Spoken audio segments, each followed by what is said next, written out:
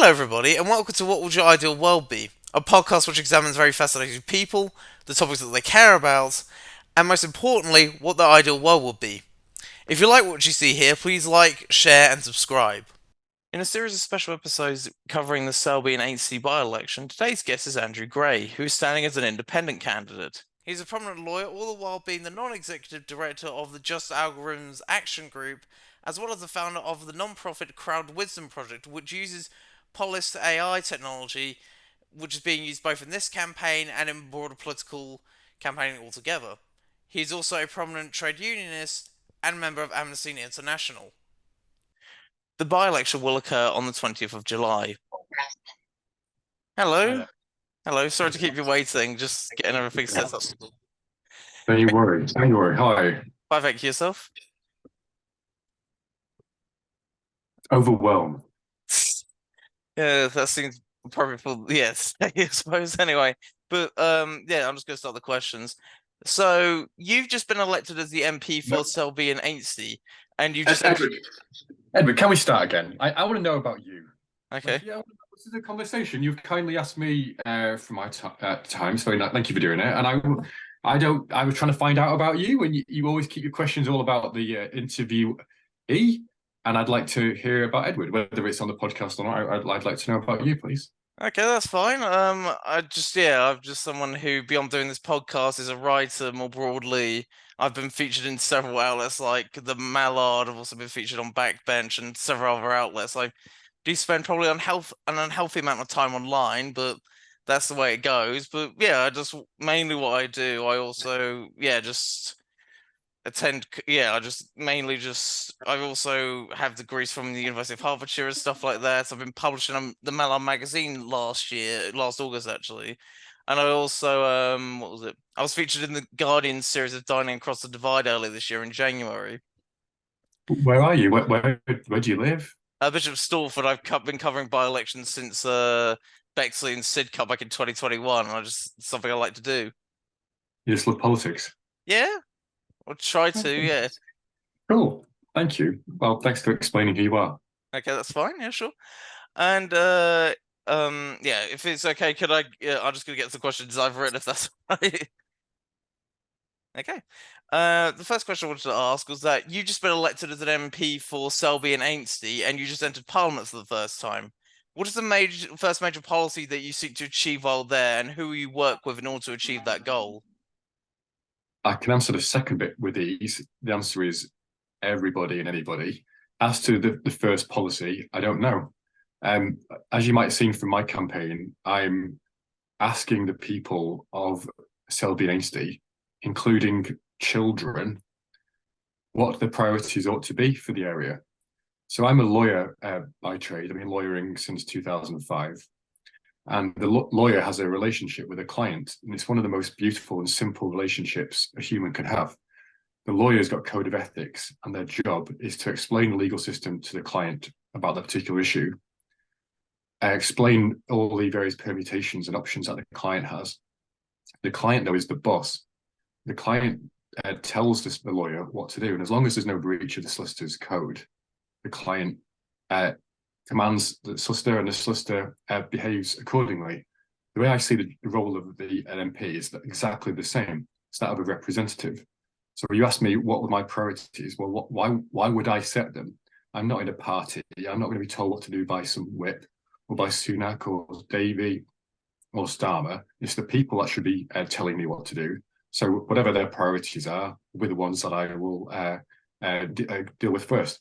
But if I can stretch the lawyer analogy, when a client is instructing a lawyer what to do, they're not checking every email that's sent, every telephone call that's had that lawyer has with another lawyer. They're given some latitude to the lawyer to go and do their job, and I suspect that's exactly what will happen here for me. Mm-hmm.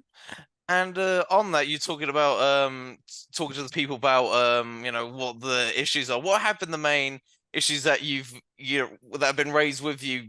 Talking with these people during this by-election, like what have the main issues been that they've raised to you? Well, what I'm doing is it's never been done before, I don't think, on Earth, and that is to run a constituency-wide AI-powered conversation to ask everybody in the constituency, the 100,000 people, what are the key issues. And so far, there's been about 2,000 votes on the platform. But what I'm also doing is running a localized AI-powered, artificial intelligence-powered conversations in every town and village. So there's something like 50 conversations on my website. My contention is that local people really know how to solve their own issues. They've got so much knowledge about their area. Let's pool everybody's wisdom in a place, and we can solve those sort of more local matters. And the same applies on a bigger scale. So the issues vary. Edward, the constituency is absolutely enormous. So I live in Harrogate, which is about 3 miles just north of the constituency. But the constituency goes from Harrogate almost towards York, which is a massive expanse, all the way down to Tadcaster, Selby, towards Wakefield, Doncaster, and Goole. There isn't really any particular Selby and Ainsty as a whole identity. There is a Selby identity, and there's more of an Ainsty, but it's not connected in any way. There isn't. I wouldn't say there's one theme that goes through all of those areas. Why would there be? But what is absolutely clear to me is that the Conservatives are massively unpopular, but Labour are not popular. In 1997, the Conservatives were unpopular, Labour were popular. That is not the case right now. People can sense that the system is absolutely broken. It needs some really radical, new, innovative ways. Now, country is usually the first to deploy new things. The Industrial Revolution, computers, ending slavery, elements of democracy all came here first. And now democracy today is broken, exploited by some dreadful people. And some of our systems are absolutely broken, including the independence of the Bank of England. And you talking about this radical new sort of thinking. As you mentioned earlier, you've used AI quite a lot as part of your electioneering. Why did you decide to do this? And do you think that this sort of technology is going to become a more of a common staple going forward when it comes to elections in the UK as a whole? Yeah, sure. So I've been using a form of artificial intelligence across the United Kingdom for over 2.5 years. I run a non-profit organization called the Crowd Wisdom Project. And what that does is to collectively pool wisdom and to find consensus. I've been doing it for councils up and down the country, different organizations.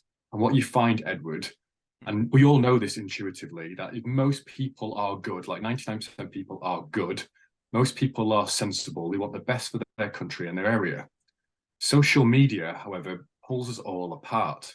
Now, I admire the long form interview of the podcast. It's right because you get to the heart of the matter in a longer period of time. But social media is very quick and it flourishes with horrible comments. And that's what the algorithm sort of incentivizes and keeps people on there to sell more ads. And the national media, I think, is utterly corrupt and also sows seeds of discontent when there aren't any. So I'm using technology that's been around for a very long time, like 9 years or so. It's been deployed it throughout the government of Taiwan and other places to find where people agree. And we do agree. If I can find those agreement points, they'll be the policies that I'll be taking in Parliament. And each week, people will be feeding back to me, and I'll be voting each week in accordance with their demands. Mm-hmm. And has there any been sort of like major contentions that this AI has discovered in terms of like issues that it's found people have agreed on for the most part in the area, for example? Is there any sort of main ones that you've noticed, any trends? It's a great question. So on the main cross-constituency conversation, there's been, say, 2,000 votes. I haven't been looking at the results, but the results are all there for everybody to see. So all the other candidates can have the data. Everyone who votes can have the data. Edward, you can click on data now and see where people agree. I've not been looking at that, but as we get more and more votes, the conversation will be closed, and I will analyze the conversation to see where the consensus points are, which should be interesting to everybody in the area. Whoever wins will have a better understanding of the people in their area. And it's far better than knocking on someone's door and asking them the second most rudest question that they could do. Are you going to vote? And are you going to vote for us? Which I think is just a weird way of electioneering. And give it a second. I'll just try. How long have you been doing this sort of like thing for, and has the technology improved over time as well? And if so, what does this in what ways has it been refined over you using it over the last couple of years? This technology was created in Seattle by some altruistic tech people, and most people in technology are um, altruistic, and tech for good is the sort of buzzword. And they wanted to show that people get along, like Republicans and Democrats in the States will belong. It was came out in, I think, like 10 years ago or so, and has been used throughout the world ever since. There's been only some minor changes to it. Now, when a lot of people think of artificial intelligence, they think of ChatGPT or Skynet from Terminator 2. But the version I'm using is a type of called machine learning. It's more like algebra or just an equation. And the only thing that the AI sort of does is it sort of groups people together, and everybody's anonymous as well, Edward, I should say. Like, I don't know who said what, but it finds groups within groups, shows everybody where they are on maps, and it changes the questions in different orders. So to find where people agree, it is, in a sense, it's actually very, very simple. And it's addictive. If people have a go on it, they'll be like, wow, this is amazing. For example, down in London, we had a council deploy one of our conversations to solve the clean air issue. That's a really contentious issue for people who've got cars, and some people who believe that all cars should be banned in London. In this particular council area, the people came up with 600 ideas, and the average voter in this council voted 98 times. Now, I can't imagine you or anybody else who watches this has ever voted 98 times on a survey.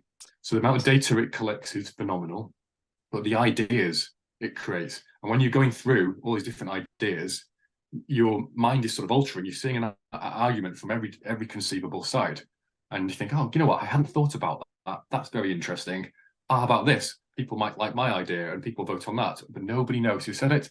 And because it's anonymous, Edward, people are lovely with each other. Most people are lovely. That's the message I'm trying to get across. Mm-hmm.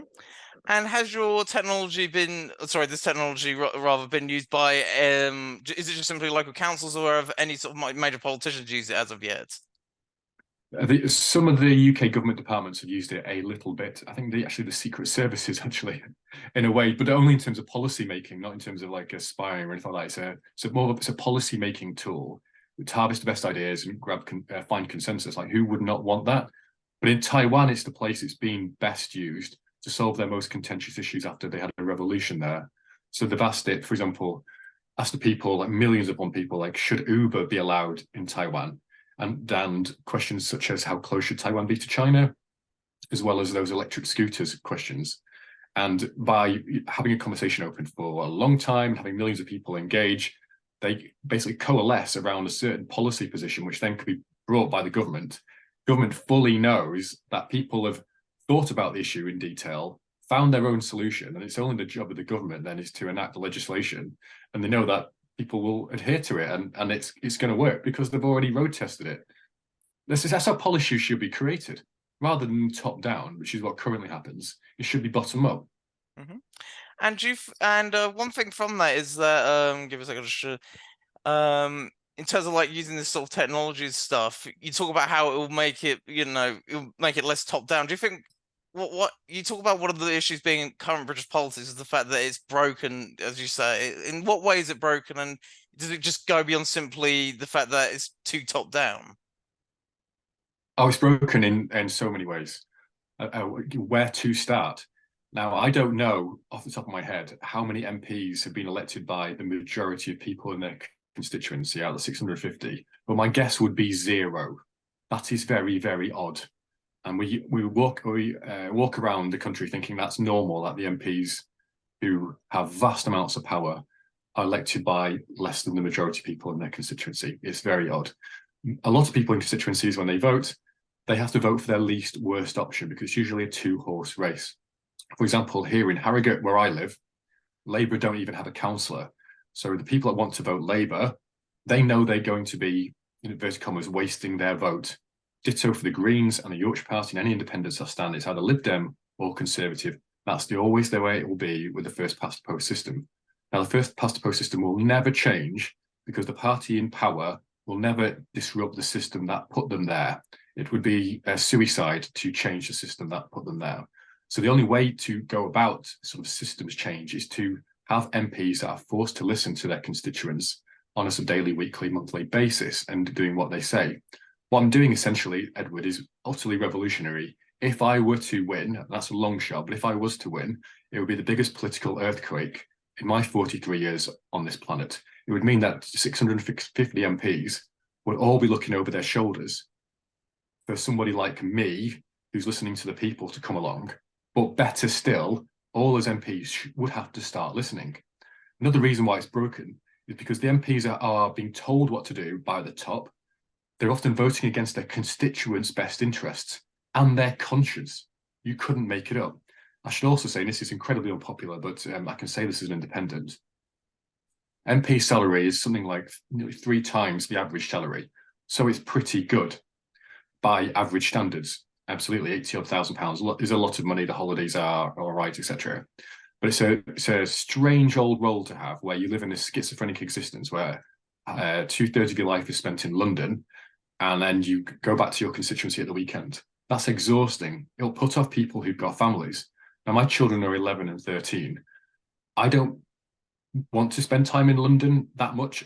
Otherwise, I'd be living in London. I choose to live in North Yorkshire because it's the greatest place.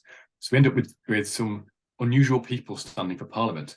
You've also got to understand that you almost need no qualification to do so. I would like to think I'm fairly okay qualified in that I've studied economics and politics and I've been a lawyer and I've hired people and fired people and lived a bit and raised a family and made a load of mistakes. And I've got some experience, but I still feel incredibly inexperienced at the age of 43. I think we should have more qualified politicians. I think that would be great, but I would also increase their salary so the best people apply. What really grates me, and I think most people that would watch your show, is that MPs could have multiple jobs and they could earn their 80 odd thousand pounds as an MP, but then spend most of their time adjudicating on cases in the Caribbean, like some MPs do. Also, when some ministers stand down, quite quickly thereafter, they're harvesting their contacts very lucratively. I think Boris Johnson perhaps has also breached some of the rules when it comes to his thing with the Daily Mail. All of this is because I think some of these people aren't paid sufficiently well enough because our system's broken and no one will say it. The House of Lords is crazy. We've got people in there whose relatives just happened to side with William the Conqueror in 1066. And they're still having power over us. We've got the resignation honours lists, which is just almost beggars belief. The reason by-election is Selby and Ainsty, although it's not actually been said, but it's highly likely, is that we think that Nigel Adams was put forward by Boris Johnson in his resignation honours list to be elevated to the House of Lords and therefore be unsackable for the rest of his life and enjoy that title. I know he's worked hard as a public official, but still, that's what I assume he wanted, didn't get it, and he resigned. And then Nadine Dorries did or didn't resign because they didn't get elevated, triggering a by-election. Where if that's me that wins or whoever, they'd mainly be in place for a year, of which there were perhaps 2 summer holidays based in that. So we're going through all of this because of a spat between Sunak and Johnson over resignation honours. Like, you couldn't make it up. And we haven't even got to Liz Truss's time. Let's also remember here in North Yorkshire, Rishi Sunak is as an MP.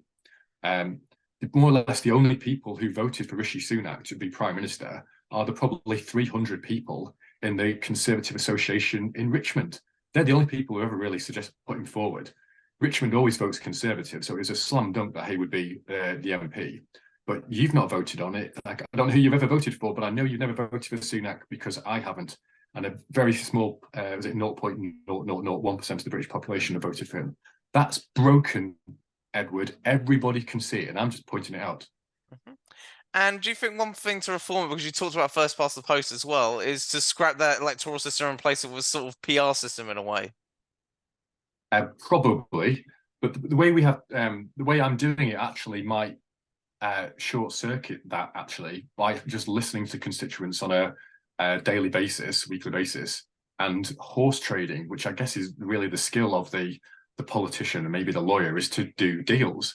Like, I'm sure Selby and Ainsty, everybody wants low taxes, great public services, lots of houses, but not where they live, etc. Like all of those things. So I'm aware enough that not all of those wish lists can be attained, but you do need to sort of rank them, see if they are attainable.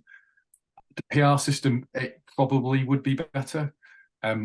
I actually think people watching your show, in a sense, might look back fondly at the coalition government from 2010 to 2015.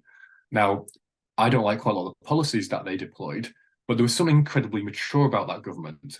Two parties getting along. There were some big beasts in both parties, and the government actually seemed to function. They got through stuff really fast, and a lot of people have forgotten actually there was the AV referendum during that time. You'll turn to vote. So that obviously it wasn't on a proportional representative basis, but it does show that we can be grown up and mature and horse trade and govern ourselves properly. And a lot of countries have proportional representation. Some countries like Australia, which I would favour, would make it mandatory to vote.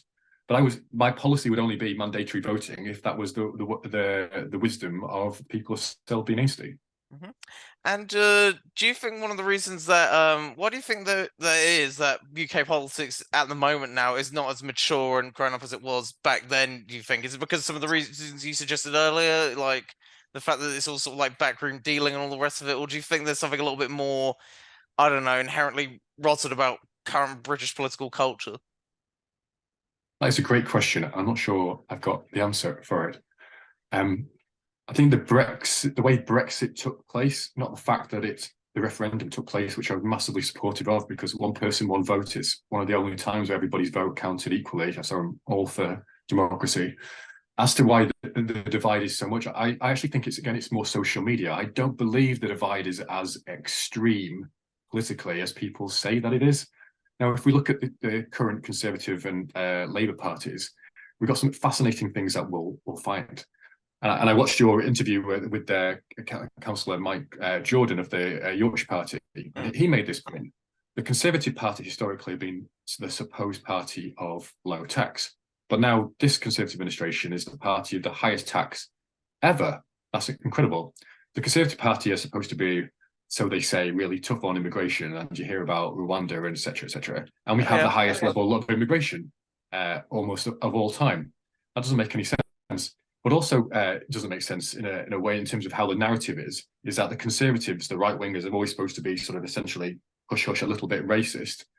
But we have Rishi Sunak as our Prime Minister.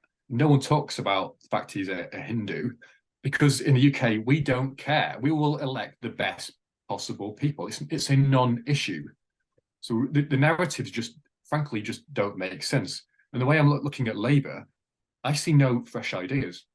We've had, after World War II, everybody knows Churchill won the war, lost the election, and all these amazing things that happened after World War II. You had legal aid and NHS and a lot of welfare state reforms of that time, when the country was literally in ruins and financially ruined, and paying back America until like 2008, I think they were, for some of the weaponry we deployed in World War II. But after World War II, the world changed, but we've kind of had a World War II moment. If you add Brexit, COVID, war in Ukraine, and inflation, we've had these incredible inflection points that almost happen once every 2 generations. And it's a time for new ideas. And yet there aren't any. I'm looking around and I can't see any ideas. I see nothing at all. And that's why I'm standing. Mm-hmm. And do you think one thing that might aid you in this by-election is the fact that, as you talked about earlier, the fact that there is seeming just general apathy among the voting public in the area towards both the major parties for the reasons you just explained? Do you think that can boost, either a third-party candidate or an independent candidate such as yourself? Oh, absolutely. The optics or the polling is fertile ground, I suppose, for people like me. But we should also remember that in a general election, in this type of constituency, you get 70% turnout. So clearly 30% of people aren't voting, which is terribly sad. I guess they've always thought, well, they're all the same. I clearly cannot be labelled in they're all the same category, because I'm offering people more democracy. So if I can speak to, obviously, anyone can vote for me. That would be wonderful. That would be great, and involve themselves in the conversation. But I'm particularly interested in the 30% that don't vote because they think nothing will ever change. Well, it would certainly change with me there.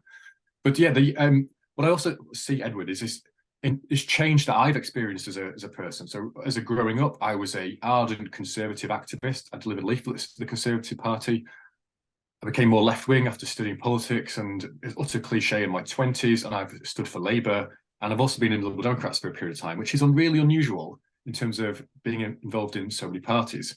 And therefore, people can rightly say that I'm mostly wrong, and that would be fair criticism of me to say.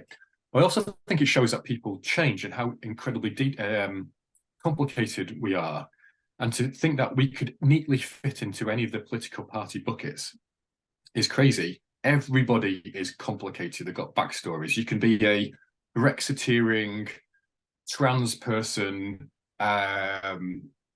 eco warrior, capitalist, vegan, and if those are your key things that you're particular interest to, who do you vote for? There, there's no the party. It's not. There is no obvious party for you, and that would be the same for everybody more or less that I know. They do not fit into any of those parties. So what I'm suggesting to people is that let's be more complicated. Let's vote as we wish on issues by issues. Let's use that wisdom, and I'll vote accordingly. So it's going to be more of the harvesting of really what people's wills, rather than this Tory Labour divide, which is really anachronistic and boring. And how has it been so far in this campaign, running as an independent candidate, both through the AI stuff you've done and just generally campaigning in general? Oh, it's really hard. As I put on my website, one of the reasons why I've got a bit of time to campaign. I mean, and who's got spare 4 weeks to campaign as well? It attracts a certain type of person that's got some time on their hand or some financial firepower, which is totally disenfranchises 99% of people. Another reason why it's broken. But one of the reasons why I have some time in my hands is I actually sold a business, my law firm, back in December to my colleagues in a management buyout because my health hasn't been that good, actually. So I'm campaigning with a chronic health condition. Just before I met you today, I've had to go to sleep. It's a bit like chronic fatigue. So I have to manage the health condition whilst also campaigning without a party behind me. You've got to check all the electoral rules and the donor rules and the social media rules. You need to get your signatures out. You need to send your £500, and you're also dealing with a constituency that's absolutely vast. It's an impossible task essentially for an independent.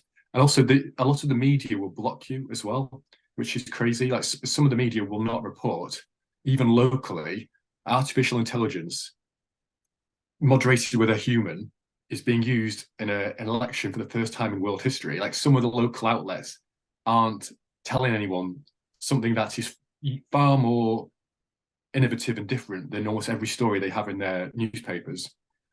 So I'm coming up against sort of corporate interests. Also has some real difficulties with the BBC. The BBC locally have said that they're not reporting on the by-election, even though they have reported on the by-election, telling everybody else who the Green candidate is. And I think they might have done the Conservative and Labour as well, but they haven't done the Independents. And that seems massively unfair.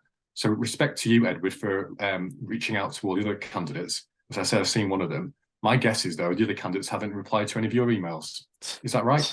Some of them have, some of them haven't. One of them is a local councillor. I'm not going to name them because I don't think that's fair, but they're busy being a councillor as well, which I appreciate, but at least they responded, whereas a lot of the others didn't. But some of them did, some of them didn't. It was you, the Yorkshire Party guy, and one or two others, but that was it really. But How at least, sad. yeah, at least I tried to get the voices out there. Yeah, I admire your integrity in going for everybody and treating everybody equally. That's what should happen, and that is absolutely what isn't happening. It's one of the massive barriers that independents have. Mm-hmm.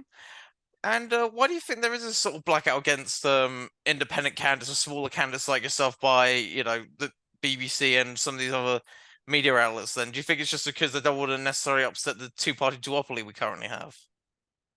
I think it's probably that, actually.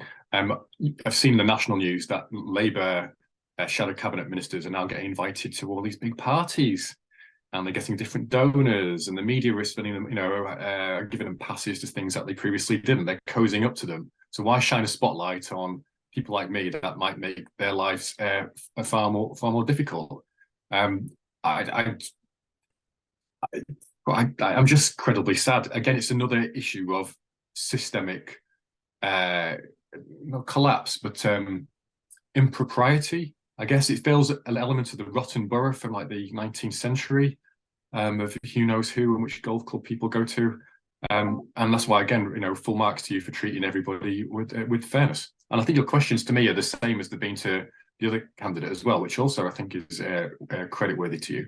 Mm-hmm. Well, yeah, it's to some extent just, but I tailor them to whichever candidate that comes on because it would be weird if I didn't do that. But the next thing I wanted to ask was that you talk about being, solicitor generally and stuff like that, and how has being, in that field for so many years, for that amount of time, uh, has that influenced you in your politics in any way? Oh, that is a zinger of a question. Oh, I didn't know you were going to ask me that. Has it influenced me, my politics? Oh, Edward, let me think. Well, surely it must have done. So I've been primarily a trade union lawyer at the start of my career, acting for the Prison Officers Association and GMB and Unison. So I've seen it very much from the workers' perspective. But then about 11 years ago, I set up my own law firm. And by the time I sold it, I had about 30 staff and 3 offices. So I've been an entrepreneur and a sort of business person. So I'd like to think I've become more realistic. I guess I've seen as a lawyer, particularly as a litigation lawyer, you see people at their absolute worst. And when you see people at the worst, you get to see the core of the person. Also, as I think done lots of personal injury and employment law, you see people's medical records, you see how much people earn, how people live. I feel like I've got a real sense for people of Yorkshire, having represented absolute hundreds upon hundreds of them. So that was influenced my experience. Has it influenced my politics? I don't know, actually. But as a solicitor, we tend to like evidence and not just conjecture, evidence and action. So I I try to take those skills and apply them to any situation, I suppose. But whether that's altered my philosophy, I don't know, Edward. I'm going to ponder on that. Simple, great question. The rest of the day. Mhm. And one thing you mentioned there was the fact that you are a trade unionist. How do you feel that currently now, looking at the government's sort of rhetoric towards trade unions, how do you feel that we essentially, the fact that the government seems to be really hostile to trade unions? Why do you think that might be? And what do you think that says about our current state of politics? What even like the Labour Party seems a little bit reluctant to support some of these unions? Yes, that's a great question. Yes, I'm in the GMB trade union and I've been a GMB rep. So as an entrepreneur, I'm a union rep. I do wear a number of hats and I think you can actually. In fact, I think when I was the boss of sort of 30 odd people, I think I was the only person in a trade union, which was a bit odd. It's usually the way around. Mm. What do I think? I fully, on a personal level, support the calls by the trade unions, particularly in the NHS and teachers, for inflation-based pay rises. Actually, I think I certainly do. However, if I was in Parliament, I'd have to adhere to the will of the consensus of people in my area, but I would be leading them down that path. I think below inflation pay rises are appalling, actually, and the government again has got this completely wrong. Their view is any like sensible pay rises, even if they're below inflation to public sector workers, is going to put more money in people's pockets and fuel inflation. They've got it completely wrong again. In the same way they've got mortgages wrong, they are with their recent Bank of England increases in interest rates. They're targeting something like 15% of the British population to absolutely hammer them, and they're usually people with first-time buyers and people with children, and getting battered to pay for the inflation that's primarily been caused by all the quantitative easing and printing of money during furlough.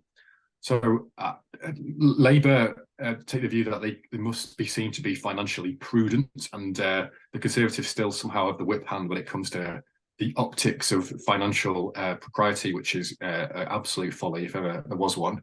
They're not sticking with their roots in any way. And the Conservatives are, usually kind of anti-trade union. But you must remember, I think it was Winston Churchill, I think it was him, who encouraged Conservative MPs to join trade unions. He thought it was a healthy balance. And having been on sort of both sides of the fence, the best workplaces are ones where actually there's a healthy relationship between the trade union and the employer. Trade unions can solve a lot of problems for employers. And I just hope people can negotiate and come to sensible settlements. Mm-hmm. And one other thing you list on your website is the fact that you also a rep member for Amnesty International. What did that involve, and what sort of campaigns do you work on? Have you worked rather with Amnesty International, and yeah, just like what sort of campaigns did you work on with the? Well, I haven't. I've been a member for 20 years. I'm really supportive of what they do. I think as a Quaker, I think the Amnesty International was, I think, founded by Quakers. I think it was, and it's hard to read an AI sort of campaign about someone who's been locked away in somewhere with no due process, and not think, oh, that's absolutely appalling. It goes against all our instincts of natural justice. And me as I think a good egg, me as a lawyer, it just it's beyond the pale, some of the cases that you see. So yes, I'm a member of Amnesty International. What I try to do with my website, Edward, is just be really transparent. My tax returns are on the website. They don't need to be. I've given you 5 reasons why you shouldn't vote for me on there, including I've been in other parties, I've been unwell, I don't live in a constituency. I'm trying to do, I'm just trying to be what a politician ought to be, is transparent and honest and representative. Mm-hmm. And do you think that's a problem in current politics more broadly? The fact there is such of like a transparency with a lot of candidates more broadly, because, like, for instance, you at least mentioned the fact that you're not, you live slightly outside the constituency, whereas a lot of these other ones are just simply parachuted in, but don't necessarily talk about it that much. For instance. Oh, maybe it's just marketing. I don't know. They always say politicians are liars and lawyers are liars, so I get tarred with that brush as well. I think on the ballot paper, I think I must be one of the only candidates to actually put their full address on there. I've not hidden it in any way, and my address is on almost everything. It's a strange old world. Again, it's another one that absolutely clobbers independence, where their address has to be splattered on every sort of social media post, so everyone can find out where I live, and they can go on Rightmove and see what I paid for my house and all of that. It's thoroughly unpleasant. But I do think MPs have actually got more transparent with their registers of interests and what they spend their money on in their constituencies and so forth. So I don't really see like sort of like major level corruption. It's not that. Just perhaps that they often feel underpaid and needing second and third and fourth jobs, and quick to take lots of jobs when they've still got their contacts but no longer hold any sort of ministerial position. And that to me is, and probably to everybody else, just isn't right. Mm-hmm. And one other thing I wanted to discuss is that, in reference to Nigel Adams, actually, is what have you made of his performance as an MP, and what are the strengths and weaknesses that he had that you will keep in mind if you were to be their successor? A good question. I don't know him, never met him. I'll say I live about 3 miles outside the constituency, so news of what he has or hasn't done, it makes it here because it's in our news. And essentially, he hasn't engaged in the local news as far as I can see here. I can't tell you anything about him other than that he was effectively Boris Johnson's chief of staff. So I imagine he's worked very hard. I don't have a view. I think other than triggering a by-election, probably for those reasons, I think was utterly misguided. One of the pledges, in fact, the only pledge I have on my site is that I would keep his staff on, because as an independent, I don't have any staff. I think it's terribly unfair on his staff that they all lose their jobs because he spat his dummy out. I think that's not right. But also the constituents have got a sort of rum deal here, in that they've been probably written to him to say, can you help me with this issue, as MPs get lots of stuff in their in tray. Well, what's happened to that now he's resigned? Is it all just sitting there? So I think whoever wins really ought to consider, the people who are already in place. Sure, they're Conservative Party members, but they're going to have a lot of wisdom, and they're going to know exactly how the systems work, and maybe even sort of leases could be sort of passed over, etc. But if I may just go back to one of your previous questions about when we talked about systems, the system here seems utterly flawed, in that he clearly was incredibly busy during COVID and Brexit and being, number 2 to Boris Johnson, which actually a lot of people didn't know, but he was super senior.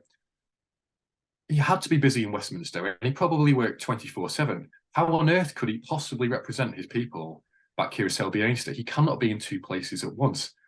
I think we can come up with something better than that, because it's unfair for almost any constituents that has a very senior MP in their area, because in a sense they want them to be more senior so that their voice could be amplified, but in another sense they want them just to be bog standard MPs dealing with constituency business, and you can't have it both ways.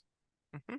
And why do you think that? Why do you think there was this sort of like support for Johnson among all these MPs who've left, given the fact that all the stuff they presumably would complain about in terms of policy, like the stuff you mentioned earlier, stuff like immigration, stuff like taxes, he helped to implement in the first place. Why do you think there is still such a loyalty, not only among these MPs, but also by many Conservative Party members, given the fact that, image and reality seem to collide very badly in his case? That's a great question. Oh, about Boris Johnson. Well, he's obviously a force of nature. He's an incredibly bright man who spoke many languages. I think he's misunderstood in many ways. He's an environmentalist. He's a libertarian. He's a big infrastructure person. In many ways, actually, he's of the left, but he can speak essentially to the right. He's almost like a chameleon in many ways, and probably one of the most gifted politicians of our era. But he clearly had zero integrity. But everybody knew he had zero integrity. There was absolutely no surprise that his lack of integrity is brought him down. I do also think there's been a misreading of the polls as well. Like he wasn't that popular. People think he was popular. He was just not Jeremy Corbyn, which again comes back to my point. A lot of people held their nose and voted for Boris Johnson, not liking him and knowing that he was, economical with the truth at all times, because they didn't like Jeremy Corbyn, and that was the dreadful choice that was, given to the British people. In fact, it was the worst choice that they've had in my 43 years on Earth: is Corbyn or Johnson. Which one would you like the least? And again, also comes back to Brexit. Like the way our constitution dealt with Brexit was broken. The prorogation of Parliament, for example, was the Queen lied to? Was it a lie? Why did the Supreme Court have to adjudicate on whether the Parliament could be prorogued? Why does the Prime Minister have that power to prorogue Parliament and shut down and stifle debate? How did we not plan for Brexit in advance? So essentially, the 2019 was a kind of a rubber stamping of Brexit. It didn't even get the 52% that we previously had. Again, it's a systems issue. People don't want to talk about the Brexit word because it just brings up all these wounds because we didn't deal with it very well the first time round, and we still haven't got over that, and it's penalising us because we haven't quite properly set our relationship with the European Union. And that's a long-winded answer. It probably didn't deal with everything, but that's the best I've got for you, Edward. Well, one other thing I was going to ask about that quickly was on the sort of like weird clashes that Sunak and Johnson have. Do you think this is sort of like more image and again media taking over sort of like the way politics is dealt with, where there's sort of this pretense that these two are very different ideologically, whereas the fact that they're very similar, it's not like say the 1970s when you had Edward Heath and Enoch Powell being very serious adversaries within their own party ideologically. It's just, oh well, my style's bit more presentable to the British public than yours, bozo, that sort of thing. It's a good question. I'll have to meditate on it a bit more. Edward, you clearly know your onions. What I would say, though, again, is this yah-boo-ness of British politics really turns most people off. Most we kind of see a little bit of Prime Minister's questions and people like waving their papers and shouting and order, order. It's all very public school, and it's actually beyond Hogwarts. It's of another time. People don't behave like that on the street. They don't do it in the pubs and their clubs and they're now out and about and online. We don't act like that, but it drags us all down actually. And particularly those leaders of those parties, their sort of personalities, they do percolate down into all forms of life. For me, Johnson had some many good things to his sort of personality, but obviously integrity wasn't one of them.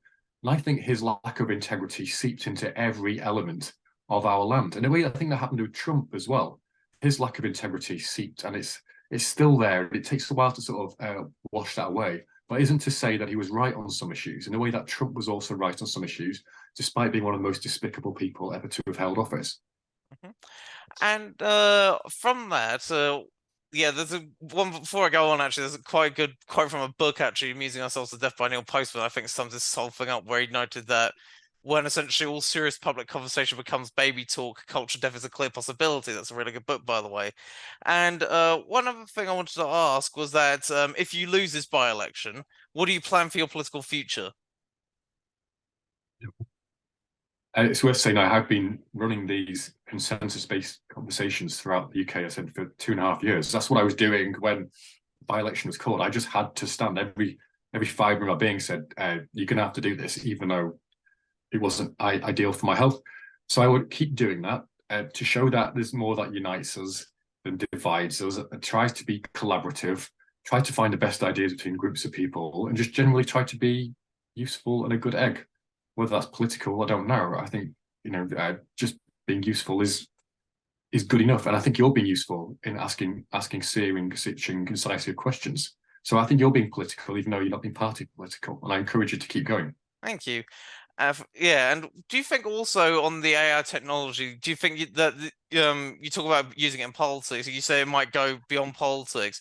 Where do you see it being used maybe in the future? Is it going to be maybe used in marketing more broadly and consultancy for some companies beyond politics? How do you see the sort of technology being used going forward beyond politics? Oh, AI is all part of this almost big reset that we are undergoing as a species. I'd say like this is the most disruptive technology, perhaps outside of the nuclear bomb or the internet itself. The societies are going to restructure. I think that AI will radically change the workplace and the workforce and the numbers. But I think it also might increase GDP and productivity, actually. I think we are in a bit of a mess internationally. And actually, AI might increase the productivity that's what we all need. So perhaps we can have the 4-day working week in the future. We can have more interest and roles which have been traditionally lower paid and usually more women's related roles.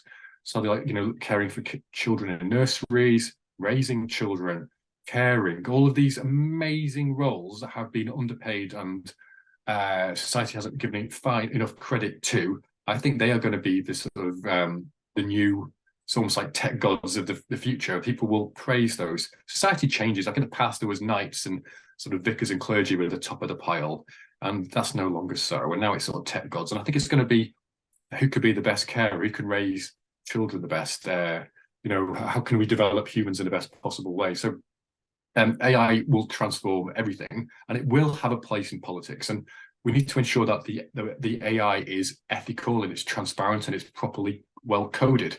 In fact, it's worth saying as well, Edward, that I'm a non-executive director of the Just Algorithms Action Group, which has been campaigning for transparent and ethical algorithms. Because do you remember that scene in Little Britain years ago, Most Will Do, where someone goes into see someone over there and the computer says no, and you don't know why the computer says no. Now we need to know why the computer says no to things. And that's really, really important. And why does the algorithm say that the consensus is here and now? We really need to know about these things. It's incredibly important. Mm-hmm. And how do you feel about Rishi Sunak seeming to make this like a big issue because he's talking about AI a lot, or at least some of his advisors Yeah. are. The Economist ran a story recently about how the UK become an AI superpower that featured him on the front cover. How do you feel this? He's seeming at least to make this a little bit more of a prominent issue, in his portfolio. Great question, great knowledge, Edward, as well. Yes, Rishi Sunak is incredibly modern. He's very pro AI. Now, Brexit, like it or hate it, it does sever us, of course, from the European Union. The European Union is clamping down on AI big time. In fact, I was in Italy a few months ago when ChatGPT just stopped working because they banned it, didn't like it. A lot of AI companies are going to start relocating to the UK. I think we're going to be the least regulated country when it comes to artificial intelligence on Earth. I think it's going to make us an AI hotspot for jobs. But there might not be that many jobs. That's the other thing, is like AI will reduce the number of jobs because you need fewer people. These companies might have 10 members of staff and might be worth $1 trillion. And so we're not going to have lots of people paying their taxes, but we might have very big businesses based here serving the entire world. And that in a sense might bring us lots of soft power. Edward, I don't know. My instinct is that we ought to lead on it. We are innovative. We created the computer and the internet and all of those amazing things. It should really be based here. And let's use that Brexit advantage to do so. We also must be hot on the regulation and the ethics and the philosophy behind the AI. I mean, that's absolutely clear. I don't think the government has even started properly looking at this. And if they do, they might be more, it's not meant to sound disrespectful, they might be very public secretary in its approach. They probably need to appoint very well-paid tech entrepreneurs to police the tech. Otherwise, the regulation won't keep up fast enough with the developments, because developments are going at lightning speeds. Like, you just can't believe the pace of change, and it's accelerating as well. So a lot of money needs to be spent on the policing of it. And actually, as a lawyer, I might say as well, that one of the wonderful things about being an English lawyer is English and Welsh lawyers, our legal system is the place where a lot of international disputes are settled, because our common law system is ancient. The judges are regarded as impartial and not political. You often have oligarchs having their family disputes settled here in defamation cases and such property. We are the jurisdiction of choice internationally. Wouldn't it be great if we were the jurisdiction of choice for AI-related law? Now, that is very exciting. It's very exciting. As a lawyer and someone who's enthusiastic about the technology, we can lead in it, but we also need some rules as well, and quick. Mm-hmm. And the final question I wanted to ask you, this is the title of the show, and you're just something I just generally ask, is what would your ideal world be? Ideal day, ideal world. Ideal world. You can answer both if you like, I don't mind. Ideal day. I'm not going to go with the ideal world. I've had my fill of utopians, and if I have my utopia, it isn't going to be everybody else's, and I don't want to inflict it on anybody else. But so my ideal day would be spending my time with my kids and my wife, walking the dogs, being outside. Hopefully it's warm, a nice summer's day in North Yorkshire, eating ice cream, eating home cooked food, and if possible, going to watch Blackburn Rovers win a match. That would be amazing. Spending some time going to the pub with my friends to finish it off. That would be my ideal day. But I'll spare you my utopia, because I'm past that. Okay, and that's very interesting. And thank you for coming on, by the way. I'll link your stuff below. But for people just generally want to find out more about you and your campaign, where can they find you? Thank you. Yes. So my website is andrew-gray.org. And you'll find on there, I've been writing about politics for about 10 years. So, and I haven't edited anything since I stood for Parliament as well. So there'll be some things I've written that's pro-Labour and pro-Conservative and all sorts of things on there, which you can embarrass me about. So my website, and on there, there's all the Twitter handles, Instagram, TikTok, etc. Okay. Thank you for coming on, and good luck with your campaign. Thank you, Edward. Thank you for your time. Bye-bye. Thanks for watching. If you like that and want to see more, please like and subscribe, as well as share. For longer episodes of the show with exclusive content, check out the audio versions of these podcasts, which are linked in the description below. If you would like to recommend guests, as well as get some other exclusive perks related to the show, please consider subscribing to both my Patreon and or subscribe to Scarlet accounts, as linked in the description below as well. And I hope to see you next time. Have a good day.